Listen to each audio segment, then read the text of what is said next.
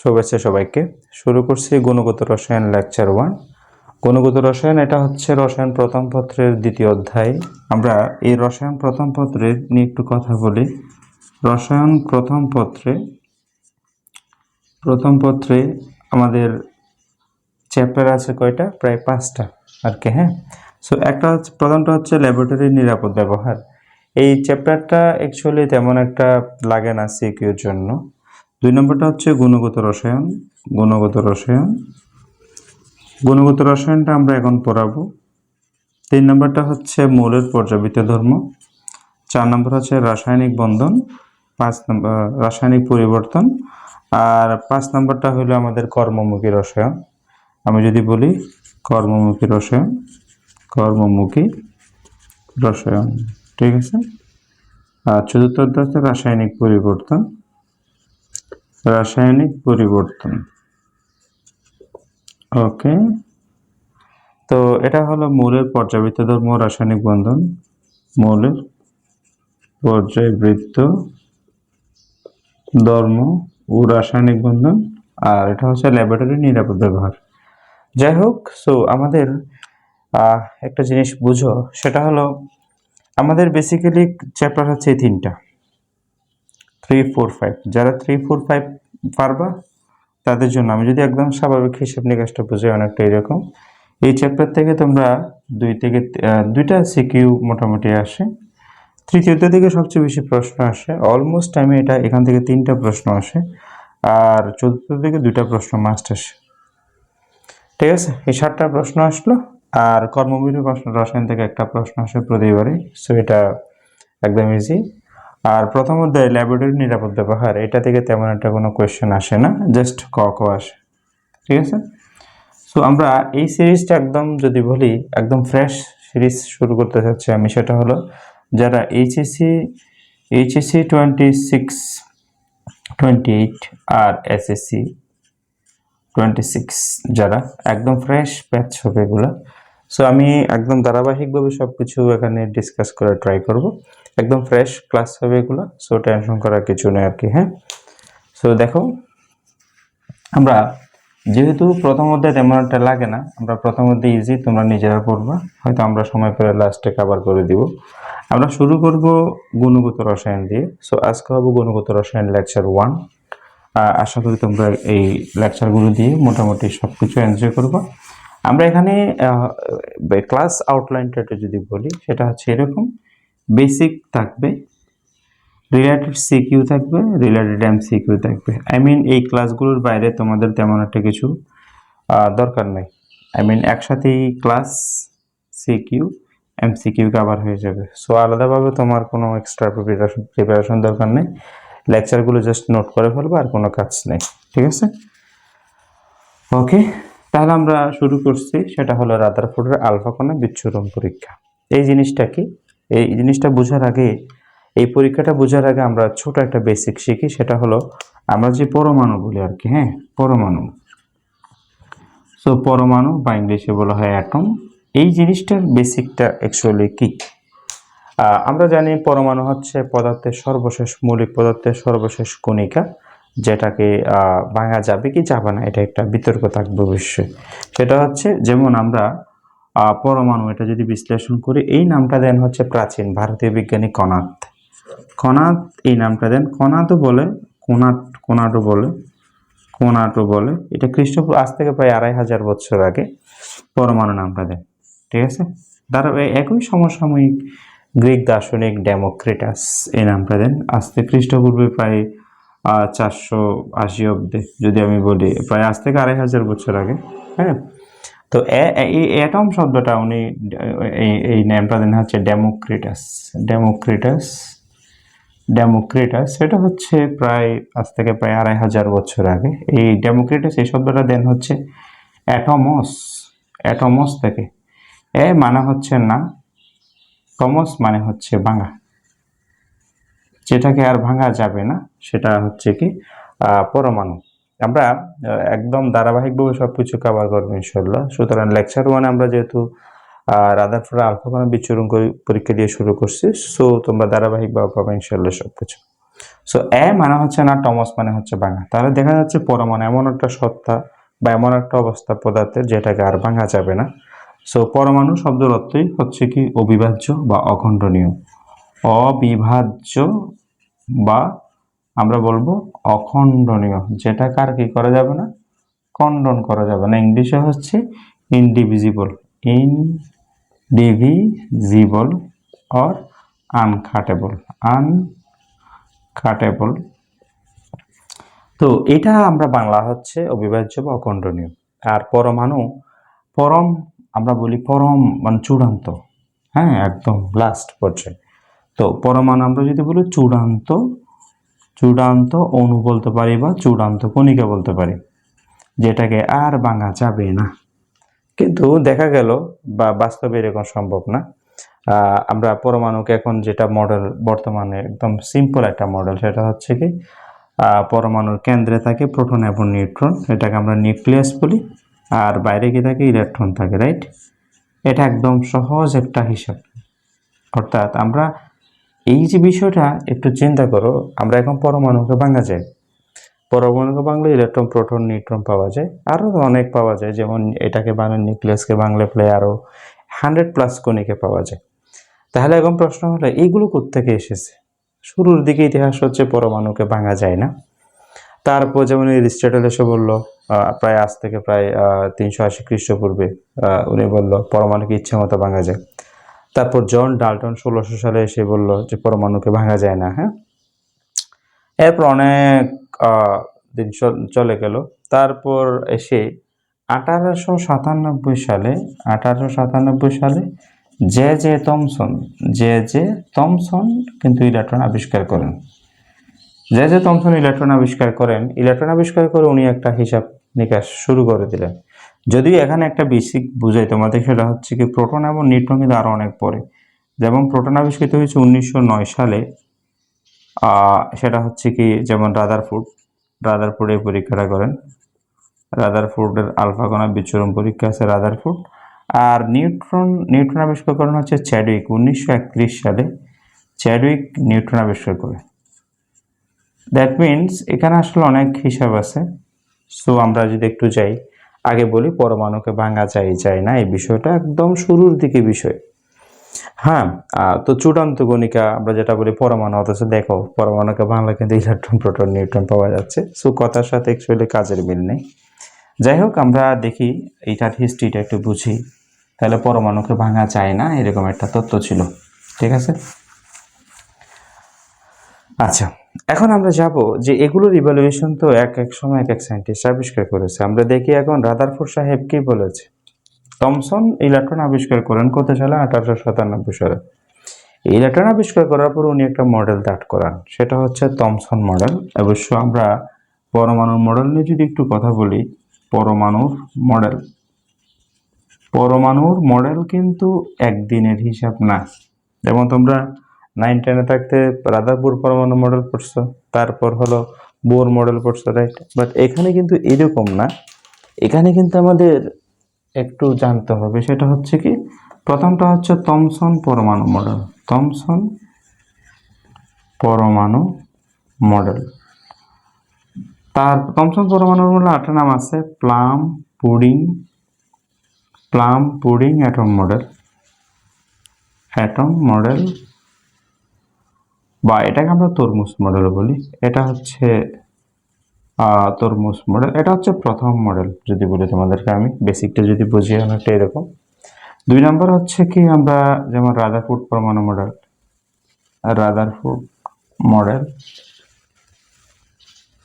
এরপর আসবে Bohr model, তারপর হলো বোর সমারফিল্ড,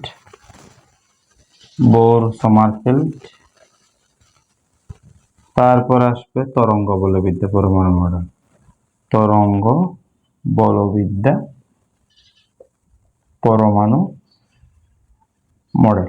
যাই হোক, সেগুলো আমরা আস্তে ধীরে শিখবো। আমরা আপাতত যেহেতু থমসন পরমাণু মডেল একটু বেসিক জানা লাগবে, তুমি আলফা কণা বিচ্ছুরণ পরীক্ষা না হয় বুঝবে না। তো উনি ইলেকট্রন আবিষ্কার করেন হচ্ছে থমসন 1897 সালে। 1897 সালে ইলেকট্রন আবিষ্কার করার পরে একটা মডেল দেন। 1899 সালে। মডেলটা কিরকম? মডেলটা হচ্ছে এরকম যে অনেকটা এরকম তরমুজের মতো। উনি যেটা হিসাব করলো সেটা হচ্ছে তরমুজের বিচিগুলো তুমি যদি ইলেকট্রন বলো, সাপোজ এগুলো বিচি, এগুলো তুমি যদি ইলেকট্রন বলো, তো উনি কি কি বললো যে প্লাস কোনগুলো থাকবে তাহলে? যেহেতু উনি ইলেকট্রন আবিষ্কার করে ইলেকট্রন নেগেটিভ চার্জ যুক্ত, তাহলে উনি চিন্তা করলেন যে না, এখানে পজিটিভ চার্জ আছে। আমরা যে রসালো অংশটা বলি লাল অংশ, উনি চিন্তা করলেন এটা পজিটিভ অংশ। আর তো পজিটিভ নেগেটিভ এভাবে থাকে, এটা ছিল ওনার একটা লজিক। ওনার লজিকটা ছিল মাইনাসের সাথে প্লাস তো থাকবেই, যেহেতু পরমাণু চার্জ নিরপেক্ষ। ওনারা এরকম একটা তথ্য ছিল, যার কারণে এটাকে তরমুজ মডেল বলা হয়। তরমুজের বিচিগুলি ইলেকট্রন, রসালো অংশটা পজিটিভ চার্জ, এভাবে উনি কাউন্ট করেন। প্লাম, প্লাম মানে তরমুজ বোঝায়, ওয়াটারমেলন। আর পুডিং, প্লাম পুডিং কথাটা কেন আসছে? আমরা যদি পুডিং বলি বা ফ্রুট কেক বলি, সেখানে চেরি বা কিশমিশগুলো যদি ইলেকট্রন বলো, বাকি অংশটাকে উনি পজিটিভ চার্জ চিন্তা করেন, এরকম একটা বিষয়। আচ্ছা, এখন প্রশ্ন হচ্ছে এই মডেল কেন বাতিল হয়? এই মডেলটা বোঝার, এই মডেলটা আমি বললাম এই জন্য যে দেখো, ইলেকট্রন আবিষ্কার করার পর কিন্তু ইলেকট্রন পরমাণুতে কিভাবে থাকবে, দেখো এর আগে কিন্তু পরমাণু ভাঙা যাবে কি যাবে না এটা নিয়ে জাস্ট ফিজিক্যাল কিছু ফিলোসফিক্যাল তত্ত্ব ছিল, কিন্তু ল্যাবে প্রমাণ করতে পারে না কেউ। ল্যাবে প্রথম প্রমাণ করেন কিন্তু থমসন। থমসন পরমাণু মডেল দেওয়ার সাহসটা পাইল ইলেকট্রন আবিষ্কার করার পরে। কিন্তু ইলেকট্রন আবিষ্কার করতে গিয়ে উনি যে তথ্যটা দিলেন, যে মডেলটা দিতে গিয়ে যে তথ্যটা দিলেন, এটা কিন্তু পরবর্তীতে অ্যাকসেপ্ট হয় নাই। যেমন আমরা এখন যেটা শিখি, এই জিনিসটা আসলে কোত্থেকে এসেছে, এই জিনিসটা এসেছে কোত্থেকে, এটা বুঝতে গেলে এই মডেল কেন ভুল সেটা আমাদের বোঝা লাগবে। তো এখানে পজিটিভ নেগেটিভ কিভাবে আছে উনি কিভাবে চিন্তা করলে দেখো, অর্থাৎ তরমুজের বিচিগুলো যদি ইলেকট্রন হয়, তাহলে রসালো অংশটা হচ্ছে পজিটিভ চার্জ। আচ্ছা, এটা 1899 সালে দেন।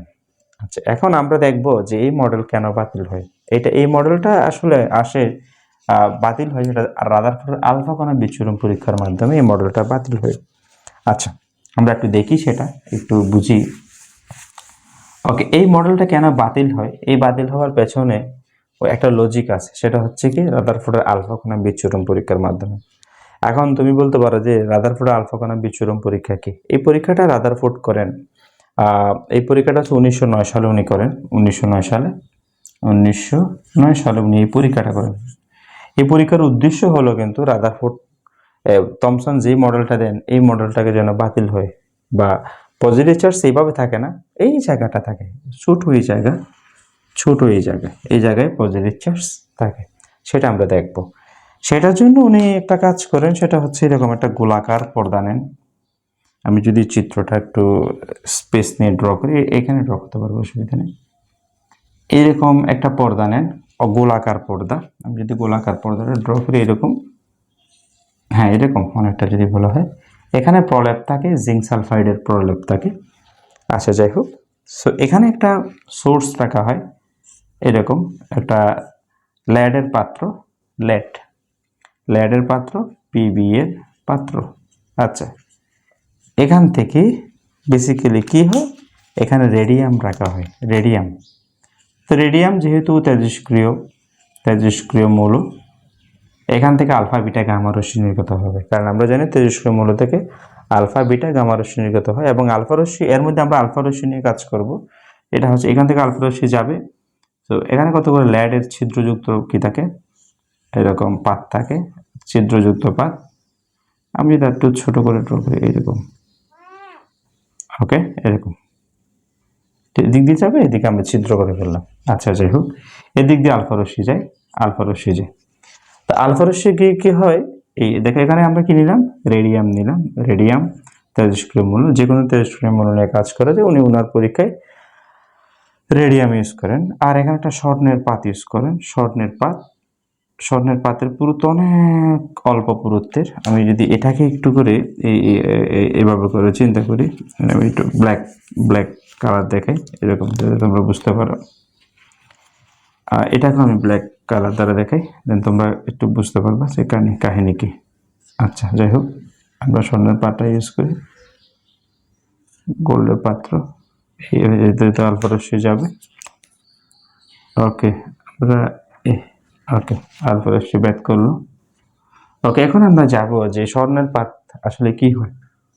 এটা একটা স্বর্ণের পাত, গোল্ড ফয়েল স্বর্ণপাত। এটার পুরুত্ব অনেক কম, স্বর্ণের পাত ইউজ করা হয়। স্বর্ণের পাতের পুরুত্ব, এটা পরীক্ষায় আসে, তো পরীক্ষায় আসে স্বর্ণের পাতের পুরুত্ব কত। পুরুত্বটা হলো এরকম, যদি বলি আমি তোমাদেরকে, এটার পুরুত্ব থিকনেসটা হচ্ছে অনেক পাতলা, পুরুত্ব হচ্ছে এরকম 0.00004 সেন্টিমিটার, 4টা জিরো তারপর 4 সেন্টিমিটার পরীক্ষায় আসে।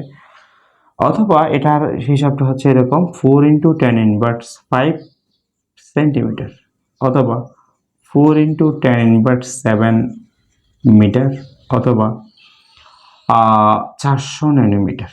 400 ন্যানোমিটার ইনফরমেশনগুলো মনে রাখবা, স্বর্ণের পাত ইউজ করে নিয়ে আমরা দেখব যে সব জায়গায় পজিটিভ চার্জ নাই, শুধু অল্প জায়গায় কি আছে, পজিটিভ চার্জ আছে। তো দেখা গেল এই জিনিসটাকে আমরা যেহেতু এখানে অসংখ্য পরমাণু আছে, অসংখ্য পরমাণু আছে, অসংখ্য পরমাণু আছে, অসংখ্য পরমাণুটাকে আমরা বিশ্লেষণ করব কিভাবে, এরকম। যেহেতু এই স্বর্ণের পাতের বিষয়টা হচ্ছে কি অনেকটা এরকম, যেহেতু এটা আলফা রশ্মি আসতেছে এদিকে, এটা 99% ব্যাট করে এদিকে চলে যাচ্ছে, এখানে আঘাত করতেছে, পর্দায় আঘাত করে, তখন আমরা দেখতেছি যে হ্যাঁ প্রায় অলমোস্ট এটা ব্যাট করে চলে যেতে পারছে।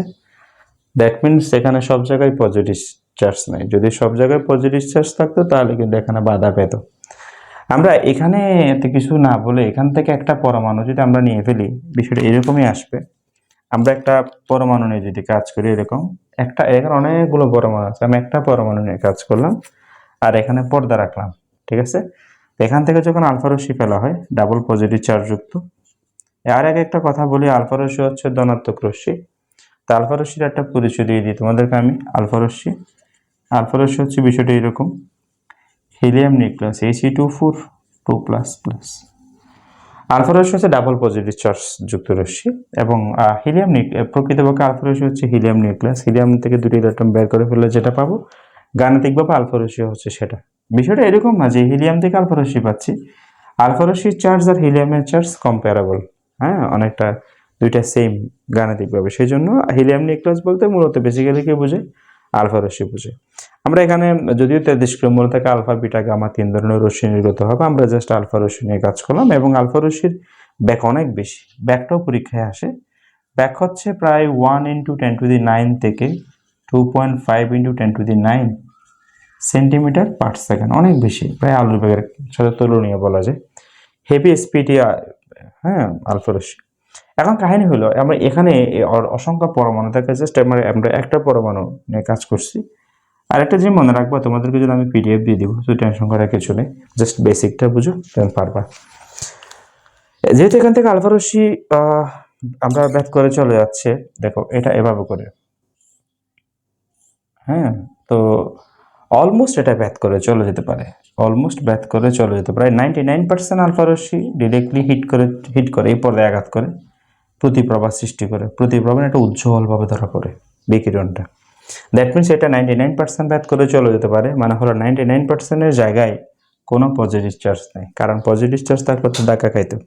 আবার কিছু ক্ষেত্রে দেখা যায় এরকম, আমি যদি আর একটা তথ্য দেখাই, এরকম এখানে পজিটিভ চার্জ কেন্দ্র এখানে আছে, ধাক্কাকে ঠিক আমি আর একটু এদিকে যদি নিয়ে আসি, এরকম ধাক্কাকে আবার বিপরীত দিকে চলে আসে, এরকম হতে প্রায় 20,000-এর মধ্যে একটি কণা, 20,000-এর মধ্যে একটি কণা আলফা রশ্মি ধাক্কাকে আবার বিপরীত দিকে চলে আসে। বিপরীত দিকে চলে আসে মানে হলো, যেহেতু বিপরীত ধাক্কাকে বিপরীত দিকে চলে আসে, যেহেতু আলফা রশ্মি নিজে ধনাত্মক রশ্মি, তাহলে দেখা যাচ্ছে অবশ্যই কেন্দ্রটা পজিটিভ চার্জ শুধু এই জায়গায় আছে, এই জায়গায় আছে, না হয় 99% ব্যাথ করে চলে আসছে। দ্যাট মিনস এইভাবে পজিটিভ চার্জ সব জায়গায় থাকে না, শুধু অল্প জায়গায় জুড়ে থাকে। যেহেতু আলফা রশ্মি মাত্র 20,000-এর মধ্যে একটি কণায় বিপরীত দিকে ধাক্কা গিয়ে চলে আসে, তার মানে এই অল্প জায়গা জুড়ে কি আছে, পজিটিভ চার্জ আছে, সব জায়গায় পজিটিভ চার্জ নেই। আবার কিছু কিছু ক্ষেত্রে এটা বিক্ষিপ্ত হয়, যেমন এই কোণায় ধাক্কা খেলে এরকম বিক্ষিপ্ত হয়, 90 ডিগ্রি বা তার বেশি কোনো বিক্ষিপ্ত হইতে পারে, ধাক্কাকে এদিকেও চলে আসতে পারে, এদিকেও চলে আসতে পারে, কিছু ধাক্কাকে বিপরীত দিকে আসে 20,000-এর মধ্যে একটি, আর কিছু বিক্ষিপ্ত হয়, আর প্রায় 99% আলফা রশ্মি ব্যাট করে চলে যেতে পারে। তাহলে এই পরীক্ষা থেকে আমরা যে জিনিসটা পাই সেটা হচ্ছে পরমাণু সব জায়গায় পজিটিভ চার্জ নাই, কেন্দ্রেই পজিটিভ চার্জ আছে। এটাই হচ্ছে মূল বিষয়, যে থমসন ইলেকট্রন আবিষ্কার করলো। ইলেকট্রন আবিষ্কার করার পর উনি যে মডেলটা দিলেন, তরমুজ মডেল, যে ইলেকট্রনগুলো তরমুজের বিচে হলে বাকি অংশটা পজিটিভ চার্জ। কিন্তু দেখা গেল রিয়েলি বিষয়টা মোটেও এরকম নয়, যে সব জায়গায় পজিটিভ চার্জ নাই, খুব অল্প জায়গা জুড়ে কি আছে পজিটিভ চার্জ আছে। এটা হচ্ছে এই পরীক্ষার মূল কনসেপ্ট। তাহলে এই পরীক্ষায় কি ইউজ করা হয়, ল্যাডের পাত্রে রেডিয়াম রাখা হয়, রেডিয়াম থেকে আলফা রশ্মি যায়, আলফা রশ্মি স্বর্ণের পাত্রে ভেদ করে এই জিঙ্ক সালফেট নির্মিত গোলাকার পর্দায় আঘাত করে, আঘাত করলে উজ্জ্বলভাবে ধরা পড়ে এই জিনিসটা। প্রায় 99% আলফা রশ্মি ভেদ করে চলে যায়। 20,000-এর মধ্যে একটি কণার ধাক্কাকে বিপরীত দিকে চলে আসে আর কিছু বিক্ষিপ্ত হয়। এখান থেকে আমরা চিন্তা করতে পারি পরমাণু কেন্দ্রটাই কি পজিটিভ চার্জযুক্ত। ঠিক আছে। সো এখানে আমাদের কিছু ইনফরমেশন মনে রাখতে হবে, যেমন স্বর্ণের পাত যেটা ইউজ করলাম সেটার পুরুত্ব হচ্ছে কত, 0.4 তারপর 4 সেন্টিমিটার এভাবে বলতে পারো, অথবা 4 × 10⁻5 সেন্টিমিটার এভাবেও পরীক্ষায় আসতে পারে, অথবা 4 × 10⁻7 মিটার এভাবে আসতে পারে, অথবা 400 ন্যানোমিটার যেভাবে বলো।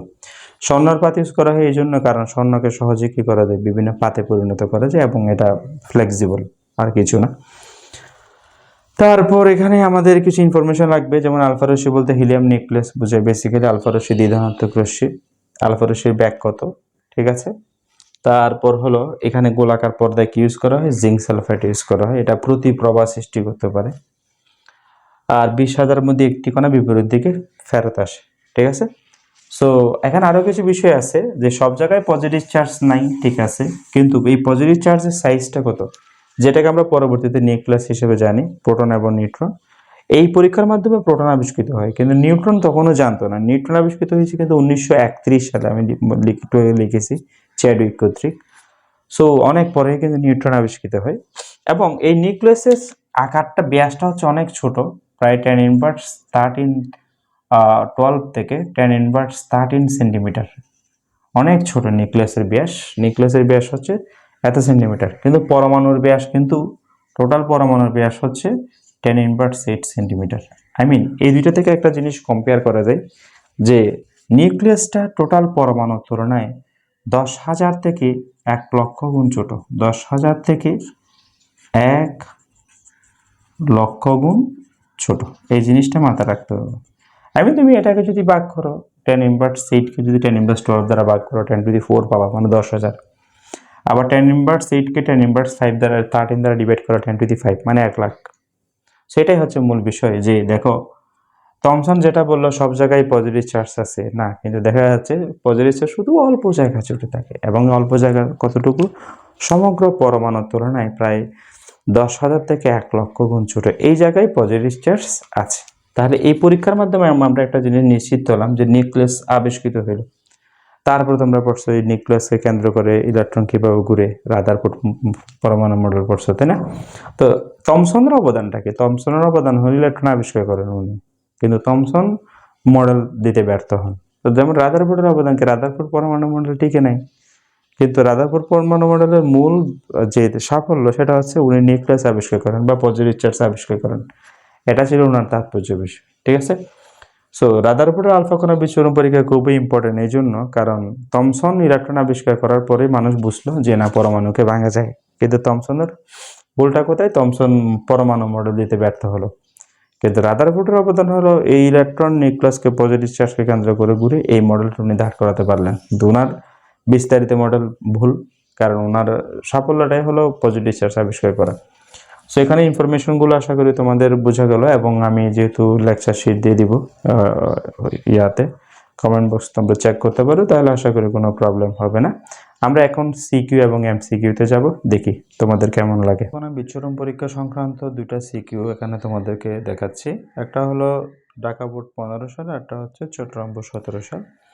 যেহেতু আমি তোমাদেরকে বেসিকটা তোমাদেরকে ডিসকাস করেছি, আশা করি তোমরা পারবা। আর সবচেয়ে মজার ব্যাপারটা হলো, আমি যেহেতু এটার পিডিএফটা দিয়ে দিচ্ছি তোমাদের কমেন্ট বক্সে, তোমরা যেখান থেকে দেখে, ইউটিউব থেকে দেখো বা ফেসবুক পেজ থেকে দেখো না কেন, তোমরা সুন্দর করে নোটটা লিখে এটার সাথে মিলালে হবে।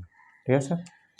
প্রত্যেক পরমাণু কেন্দ্র ধনাত্মক চার্জযুক্ত নিউক্লিয়াস দ্বারা গঠিত প্রমাণ করো। আচ্ছা, যাই হোক, এই কেন্দ্রটা যে পজিটিভ চার্জযুক্ত, ইলেকট্রন নট অ্যালাউড। আচ্ছা, এখানে যে দুইটা অরবিটালের মাঝখানে কোনো অরবিটাল মাঝখানে ইলেকট্রন থাকে না, এটাকে রেডিয়াল নোট বা অরবিটাল নোট বলা হয়। আর অরবিট নাম্বারস আর electrons permitted in circular orbits, এই বৃত্তাকার কক্ষপথে ইলেকট্রন ঘোরার অনুমতি আছে আর কি, ঠিক আছে। প্রত্যেক পরমাণু কেন্দ্র ধনাত্মক চার্জযুক্ত নিউক্লিয়াস দ্বারা গঠিত প্রমাণ করো। তা আশা করি পারবা। রাদারফোর্ড আলফা কণা বিচ্ছুরণ পরীক্ষাটা লিখে দিবা। এটা ঢাকা বোর্ড 15-তে এসেছে। তারপর দেখো এম কণার সাহায্যে কিউ বস্তুটি, কিউ মানে নিউক্লিয়াস, শনাক্ত করার মাধ্যমে পরমাণু গঠন ব্যাখ্যা করো। ওই যে আলফা কণা বিচ্ছুরণ পরীক্ষাটা লিখে দিবা, আর কোনো কাজ নাই, ঠিক আছে। সো দুইটা রিলেটেড কি আসছে আমাদের সিকিউ তোমাদেরকে ডিসকাস করলাম, জাস্ট প্রশ্ন প্যাটার্নটা বুঝিয়ে দিলাম, অ্যান্সারটা তোমরা বরাবর আলফা কণা বিচ্ছুরণ পরীক্ষাটা লিখে দিলে হবে। এখন আমরা এমসিকিউ নিয়ে যাবো আর কি, ঠিক আছে। আমরা রিলেটেড এমসিকিউগুলো দেখি, খুবই ইজি এমসিকিউ এগুলো। কোন কণার সাহায্যে রাদারফোর্ড আলফা কণা বিচ্ছুরণ পরীক্ষা করেন? এটা পারবা, আলফা কণা বিচ্ছুরণ পরীক্ষা জানো। কোনটি আলফা কণা? আলফা কণা হলে কি হতে হবে? আলফা কণা হচ্ছে এরকম, রাইট, He2 4 2++, তাই না? তাহলে একটি নিউট্রন এবং একটি প্রোটন থাকে? তা হয়তো না, কারণ প্রোটন থাকবে কয়টা? দুইটা। দুটি নিউট্রন দুইটা প্রোটন থাকবে, কারণ বর থেকে তুমি যদি কি করো, প্রোটন সংখ্যা বিয়োগ করো, নিউট্রন সংখ্যা কয়টা পাবা? দুইটা পাবা। তাহলে দুটো নিউট্রন থাকে, দুইটা প্রোটন থাকে, এটাই হচ্ছে রাইট, ঠিক আছে, এটাই হচ্ছে রাইট। আর এখানে আলফা কণা একটি নিউট্রন দুটি প্রোটন, এটা হবে না, দুটি নিউট্রন একটি প্রোটন হবে না, দুটি নিউট্রন দুটি প্রোটন থাকে, ঠিক আছে। আলফা কণার বৈশিষ্ট্য কোনটি? এটি দুটি প্রোটন ও দুটি ইলেকট্রন, না এখানে ইলেকট্রন নেই, ঠিক আছে। ইহা একটি দীর্ঘগতি সম্পন্ন কণা না, এটা দ্রুত গতি সম্পন্ন কণা। এটার ব্যাক বলছিলাম তোমাদের কত? 1 × 10⁹ থেকে কত? 2.5 × 10⁹ সেন্টিমিটার পার সেকেন্ড, অনেক বেশি। ইহা ধনাত্মক চার্জিত কণা, এটা রাইট, ঠিক আছে। এর বর সংখ্যা 2 নাকি 4? এর বর সংখ্যা হবে 4, ঠিক আছে। রাদারফোর্ড আলফা কণা বিচ্ছুরণ পরীক্ষার স্বর্ণপাতের পুরুত্ব কত ছিল? 0.004 সেন্টিমিটার, এতটুকু ঠিক আছে। 4টা 0 তারপর 4 সেন্টিমিটার বলছিলাম, এখানে 0. এটা হবে না, দেখো আবার 0.004 মিলিমিটার, এটাও কিন্তু হবে। অ্যান্সার কিন্তু দুইটাই তোমাদের অলমোস্ট সলিউশনে কিন্তু এটা দিছে। মিলিমিটার হলে 10 দ্বারা ভাগ করবা, মানে হলো 10 দ্বারা ভাগ করবা। সো এটা আশা করি এটাতেই চলে আসবে, এত মিলিমিটার 0.044 মিলিমিটার চলে আসবে। সো এটা কিন্তু মিলিমিটারের হিসেবে এটাও ঠিক আছে, ঠিক আছে। সো পুরুত্বটা অ্যাকচুয়ালি আমরা 0.00004 সেন্টিমিটার অথবা 0.000 এত মিলিমিটার হিসেবে আমরা বলতে পারি, কারণ 10 দ্বারা ভাগ করা মানে শূন্য একটা কমে যাবে, আসলে আর কিছু না। আবার এটা মিটারে নিয়ে গেলে চাইলে আমরা কি লিখতে পারি 4 × 10⁻, এটাকে আমরা চাইলে 4 × 10⁻5 সেন্টিমিটার, মিটারে নিয়ে গেলে 4 × 10⁻7 মিটার, বা ন্যানোমিটারে নিয়ে গেলে 400 ন্যানোমিটার। সো অনেকভাবে লিখা যায় কিন্তু এটাকে, ঠিক আছে, এটা মাথায় রাখবা কতভাবে লিখা যায়। সো এটা কিন্তু মিলিমিটার হিসাবে কিন্তু এটাও অ্যান্সার, ঠিক আছে। এটার অ্যান্সার ক এবং গ দুইটাই হবে। 5 নম্বর প্রশ্নটা দেখো, রাদারফোর্ড তার পরীক্ষায় কোন পদার্থের প্রয়োগযুক্ত পর্দা ব্যবহার করেন? তাহলে অবশ্যই সেটা তো জিঙ্ক সালফাইডের পর্দা, আমরা দেখালাম। তারপর দেখো আলফা কণা বিচ্ছুরণ পরীক্ষায় রাদারফোর্ড কোনটি ব্যবহার করেননি? ব্যবহার করেননি, যেমন হিলিয়াম নিউক্লিয়াস আর বা আলফা রশ্মি ব্যবহার করেন। আলফা রশ্মি না বলে ডাইরেক্টলি হিলিয়াম নিউক্লিয়াস বলছে। স্বর্ণের পাত ব্যবহার করছে, জিঙ্ক সালফাইডের পর্দা, কিন্তু নিউট্রন ব্যবহার করে নাই। এটার অ্যান্সার হবে কত? নিউট্রন। এটা নিউট্রনের সংকেত। পরমাণু নিউক্লিয়াস ধনাত্মক, এটা প্রথম বললাম তো, অবশ্যই এটা হচ্ছে রাদারফোর্ড, রাইট। ক্যাথোড রশ্মি কি? ক্যাথোড রশ্মি হচ্ছে বেসিক্যালি ইলেকট্রন, ঠিক আছে। সো তারপর দেখো ইলেকট্রন আবিষ্কার করেন কে? ইলেকট্রন আবিষ্কার করেন জে থমসন, রাইট। আচ্ছা, আলফা কণার ভর সংখ্যা কত? যেহেতু আলফা কণা মানে হচ্ছে হিলিয়াম নিউক্লিয়াস, He2 4 2++, তাহলে ভর সংখ্যা হবে কত? 4, ভর সংখ্যা হচ্ছে 4। ক্যাথোড রশ্মি বলতে বেসিক্যালি আমরা ইলেকট্রন বুঝি, ইলেকট্রনকে আমরা ক্যাথোড রশ্মি বলি, কারণ ইলেকট্রন যে প্রথমে আবিষ্কৃত হয়েছিল সেটা অনেকটি এরকম একটা ডিসচার্জ টিউব বলা হয় এটাকে। একটা টিউব থেকে যখন বায়ু সরিয়ে নেওয়া হয় তখন একদম খুব নিম্ন চাপে, এই পরীক্ষাটা খুবই স্মার্ট, খুবই নিম্ন চাপে যখন এখান থেকে বায়ু বের করে ফেলা হয়, এখানে যখন কী করা হয়, ইলেকট্রিক স্পার্ক বা বিদ্যুৎ প্রবাহিত করা হয়, তখন ইলেকট্রন একদম নীল কালারের স্ফুলিঙ্গে পাওয়া যায়, এর থেকে ক্যাথোড রশ্মি বলা হয়, ঠিক আছে। 11 নম্বরটা দেখো, রাদারফোর্ড নিউক্লিয়াস আবিষ্কার পরীক্ষায় জিঙ্ক সালফেট কেন ব্যবহার করেন? জিঙ্ক সালফেট ব্যবহার করা হয় বেসিক্যালি আলফা কণার দিক পরিবর্তন বোঝার জন্য, ঠিক আছে। তারপর দেখো কোনটি অনুপ্রবাহ সৃষ্টি করে? অনুপ্রবাহ সৃষ্টি করা হচ্ছে জিঙ্ক সালফেট। আমরা রাদারফোর্ড আলফা কণার বিচ্ছুরণ পরীক্ষা দেখাচ্ছি। কোনটি পারমাণবিক ব্যাসের নিকটতম? তাহলে পারমাণবিক ব্যাস হচ্ছে 10^12 থেকে 10^13 সেন্টিমিটার।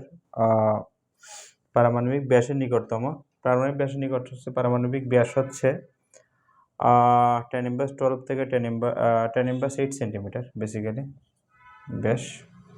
নিউক্লিয়াসের ব্যাস হবে কত? 10^12 থেকে 10^13 সেন্টিমিটার, অনেক ছোট, ঠিক আছে। প্রায় 10,000 থেকে 1,00,000 গুণ ছোট বলছিলাম, তোমাদেরকে মনে আছে। সো এ হচ্ছে বিষয়। নিউক্লিয়াস অনেক ছোট, পরমাণু হচ্ছে একটু বড়, 10^8 সেন্টিমিটার, ঠিক আছে। এটা একদম ইজি একটা কনসেপ্ট। আমরা প্রায় 15 পর্যন্ত এমসিকিউ কভার করলাম, ঠিক আছে। আলফা রশ্মির আপেক্ষিক চার্জ কত? আমরা জানি আপেক্ষিক চার্জ হচ্ছে +2, কারণ আলফা রশ্মি বলতে কি বোঝায়? Helium nucleus, right? +2। কোনটি রাদারফোর্ডের আলফা রশ্মি আলফা কণার বিচ্ছুরণ পরীক্ষায় অংশ নেয় না? আসলে এটা কিন্তু এখানে কিন্তু অপশন নেই। দেখো তো, রেডিয়াম ইউজ করা, লেড ব্লক ইউজ করা হয়েছে, জিঙ্ক সালফেটের পর্দা ইউজ করা হয়েছে। এখন স্বর্ণের পাতের পুরুত্বের ক্ষেত্রে তোমাদের কাছে মনে হবে যে এত মিলিমিটার পুরুত্বের স্বর্ণের পাত কোথায় নাই, আসলে এটা রং। এটা কিন্তু ঠিক আছে। এর কারণ হচ্ছে এরকম, দেখো, কারণ 0.00004 সেন্টিমিটার পুরুত্বের ছিল, তুমি এটাকে মিলিমিটারে নিয়ে গেলে 0.004 মিলিমিটার। দেখো এটাকে সেন্টিমিটারটাকে তুমি সাইন্টিফিক মেথডে লিখলে এরকম 10^5 সেন্টিমিটার, এটা হবে 10^4 মিলিমিটার, মানে 1 ইন্টু এভাবে আসবে আর কি, 1 ইন্টু, তো মিলিমিটার হিসেবে এভাবে আসবে। এটাকে অনেকভাবে লিখে যায়, তুমি চাইলে 10^7 মিটার লিখতে পারো, 1 ইন্টু 10^, অথবা 400 ন্যানোমিটার লিখতে পারো। দেখো আমি অনেকগুলো অপশন দেখাচ্ছি। সো তুমি এখানে এটা কিন্তু ঠিক আছে অপশন, যদিও তোমাদের বিভিন্ন বইয়ে দেখবা এটা একটা বোর্ডের প্রশ্ন, সম্ভবত কুমিল্লা বোর্ডের প্রশ্ন, আমি বোর্ড লিখি নেই, অপশন এটা দিছে, এটা কিন্তু রং। তো এই কনভার্সনটা তোমার জানা লাগবে, ঠিক আছে। জানলে তুমি বুঝবা যে আসলে এখানে সবগুলো রাইট আছে। আলফা কণা হলো হিলিয়াম নিউক্লিয়াস, আমরা পারছি। আর নিউক্লিয়াস আবিষ্কার পরীক্ষা 99% আলফা কণা স্বর্ণের পাত ভেদ করে চলে যায় কেন? কারণ পরমাণুর অধিকাংশ স্থান ফাঁকা।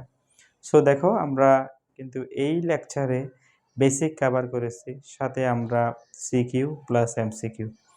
ভয় পাওয়ার কিছু নাই। সবচেয়ে মজার ব্যাপার হলো আমরা লেকচার শেষে তোমরা কমেন্ট বক্সে চেক করবা, আমরা কি দিয়ে দিছি, পিডিএফ দিয়ে দিছি, ঠিক আছে। তাহলে ওইটা তোমরা প্রিন্ট করে ফেলতে পারো, অথবা তুমি সবচেয়ে ভালো হয় যদি নোট করে ফেলো, ঠিক আছে। সো তোমরা একদম ফ্রেশ ক্লাস পাবে ইনশাল্লাহ এইচএসসি 28, বা যারা মাত্র এসএসসি পরীক্ষা দিয়েছে তাদের জন্য এগুলো করা। সো বলা যায় তোমরা একদম জিতে গেছো, অল্পতেই সব কিছু পেয়ে যাবো আর কি, ঠিক আছে। ধন্যবাদ সবাইকে, আসসালামু আলাইকুম।